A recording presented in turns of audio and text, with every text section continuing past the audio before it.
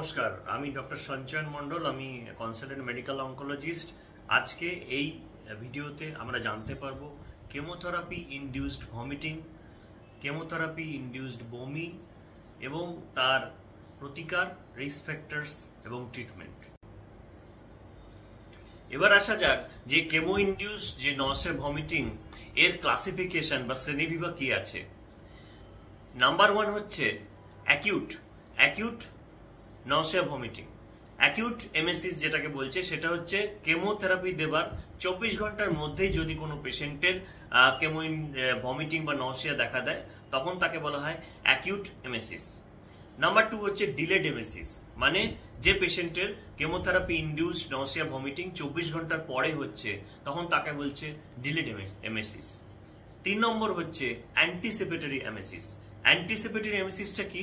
যে পেশেন্ট যখন প্রথম নতুন কোনো কেমোথেরাপি সাইকেল নিতে আসছে, অনেক সময় পেশেন্টের মনে একটা অ্যাংজাইটি হয়, ফোবিয়া হয়, অনেক সময় হোয়াইট কোট সিনড্রোম দেখা দেয়, যে ডাক্তাররা হোয়াইট কোট পরে আসছে বা নার্সিং স্টাফরা যে ড্রেস পরে আসছে বা হসপিটালে যে রুমের মধ্যে উনি যখন যাচ্ছেন সেই রুমের কিছু স্মেল ওনাকে স্টিমুলেট করছে, বা কিছু সাইট যে দেখছে যে চারদিকে পেশেন্ট আসছে যারা আইভি চ্যানেলস নিয়ে ঘুরে বেড়াচ্ছে। এই ধরনের যে সিনিক রেসপন্স বা পারিপার্শ্বিক উনার যে একটা প্রেশার ক্রিয়েট হচ্ছে, তার জন্য উনার যে অ্যাংজাইটি তৈরি হচ্ছে, বা হয়তো উনার অ্যাংজাইটিতে আগের দিন রাত্রে আবার ভালো করে ঘুম হচ্ছে না যে কালকে আমার কেমোথেরাপি হচ্ছে, patient is become apprehensive. In that cases anticipatory nausea বা ভমিটিং হতে পারে।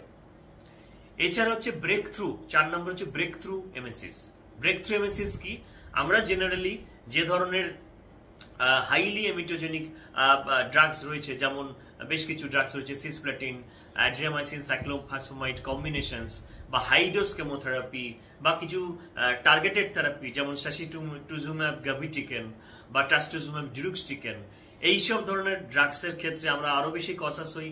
তাদের হয়তো 5 দিন অবধি আমরা আমাদের কেমোথেরাপির প্রিভেনশন নসিয়া ভমিটিং এর একটা প্রোটোকলের সিস্টেম রয়েছে ইন্টারন্যাশনাল গাইডলাইন অনুযায়ী, সে অনুযায়ী আমরা প্রেসক্রাইব করি। কিন্তু ব্রেক থ্রু ভমিটিং বা নসিয়াতে দেখা গেল যে এই 5 দিনের একটা প্রোফাইল্যাক্টিক পিরিয়ডের পরেও দেখা যাচ্ছে পেশেন্টের কিন্তু নসিয়া বা ভমিটিং হচ্ছে, তখন সেটাকে আমরা বলছি আমরা বলছি এটাকে হচ্ছে ব্রেক থ্রু। আর লাস্ট যেটা 5 নম্বর পয়েন্ট হচ্ছে রিফ্র্যাক্টরি নসিয়া ভমিটিং হচ্ছে হয়তো টিউমারের সাইজ ভীষণ হিউজ রয়েছে, যেটা হচ্ছে গ্যাস্ট্রিক আউটলেট অবস্ট্রাকশন তৈরি করেছে, বা আমাদের অগ্ন্যাশয় প্যানক্রিয়াসের মধ্যে চাপ সৃষ্টি করেছে, বা লিভার হেপাটোবিলিয়ারি সিস্টেমের উপর প্রচন্ড ভাবে চাপ সৃষ্টি করেছে, এবং তার আশেপাশে যে স্টিমুলাস যে রয়েছে, যে নার্ভাস সিস্টেমস গুলো রয়েছে, যে সিলিয়াক প্লেক্সাস রয়েছে, বা আরো অ্যাসোসিয়েটেড যে সেন্সরি নার্ভস রয়েছে, সেগুলোকে কন্টিনিউয়াস স্টিমুলেশন এবং প্রেসার দিয়ে যাচ্ছে।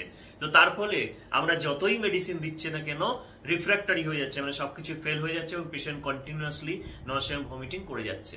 তো এইটা হচ্ছে আমাদের একটা gross classification of nausea vomiting বা শ্রেণীবিভাগ।